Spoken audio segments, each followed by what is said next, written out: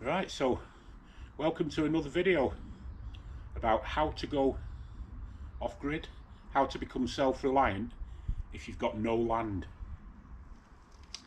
And this week we're specifically dealing with the fact that it's a lot better to do it with friends, family and community for a whole host of different reasons really. And I'm sure there's cases of people who've maybe tried on their own, or maybe a couple who've possibly had some land, a small holding or whatever, and they've worked themselves into the ground and ended up with mental health issues possibly, because it can be stressful and it can be lonely. It can also be very joyous as well, but it makes a lot of sense doing this together as communities and trying to help other communities to start off. So the first thing that I'd be tempted to say really in terms of organising all this is speak to your friends and your family and your immediate neighbours. Most people in the UK are struggling at the moment. They're struggling to feed themselves, they're struggling to heat themselves, they're struggling for energy to cook on, they're struggling with a lot of things for a lot of different reasons. So it makes sense to do it together. Now, if you want a big impact thing in the area where you live, start a Facebook group or start an Instagram group and explain what you're trying to achieve, and if you're interested to join the group, and you'll soon find quite a bit of interest in the local area where you live, and then arrange a meeting. Find out what skills people have got. That's a very, very important thing. Very important. And then keep the meeting casual. If you've got any money, buy some tea bags and biscuits. Make people feel welcome. And then start looking at, if you're going to be dealing with something like growing food, start looking then about how the skills that these different people have got can be applied. So for example, if you've got a joiner or a carpenter, these are very obvious examples. You could help your joiner and carpenter to make raised beds and planters and growers. If you've got a gardener, you can possibly put them in charge of growing, where they can share the skills, they can start seedlings off, they can do cuttings of fruit bushes, etc. But aside from the community aspect as well, you need to decide as an individual or a family what particular aspects of self-reliance and going off grid would be really useful to yourself.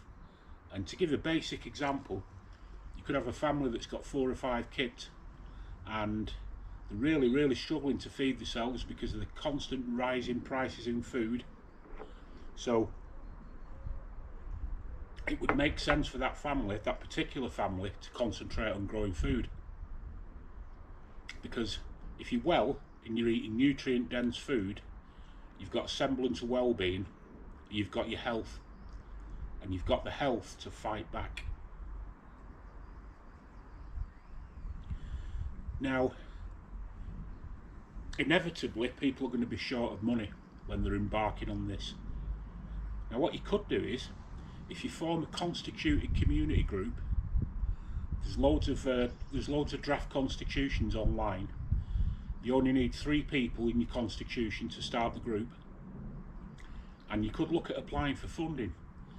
And one of the reasons why people would fund you is because it ticks quite a few of their boxes. Firstly, you'll be bringing people together from the local area who maybe don't know each other, and then you'll be addressing things like food and fuel poverty. So don't be scared to look at forming a community group if you're serious about it and you want to get on and you want to get some grants in so you can start doing stuff together. Maybe go and visit your local CVS, your voluntary centres, and they'll be able to help you. They've usually got somebody who can help you apply for funding, and that's a very direct way of getting your hands on some cash. For example, Awards for All, you can get a grant of up to £10,000 for something like this, so it's certainly worth thinking about. Now, in terms of the skills, there's a lot of different places that you can check out for these skills. it might be the case that you've got enough skills within the group that you've got, but it's always handy to know a lot of off-grid skills and a lot of skills that are related to permaculture, low impact skills. So maybe look at the transition movement.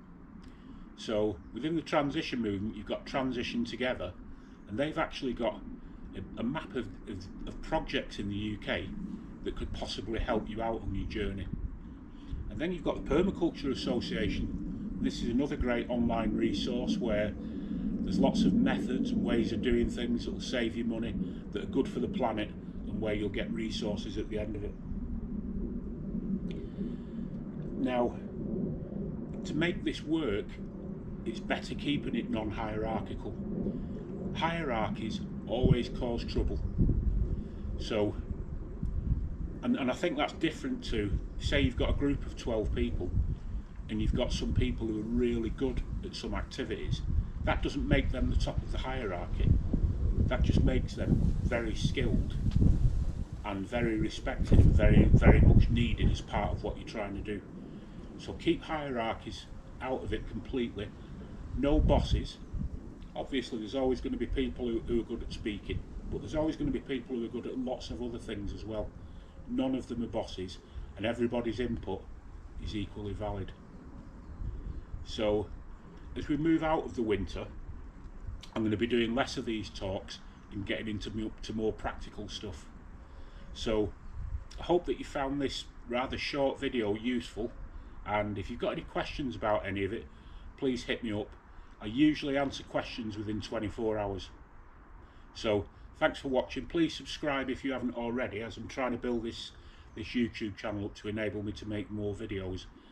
And in these very strange, desperate and extreme times, look after each other. Try and eat and rest well.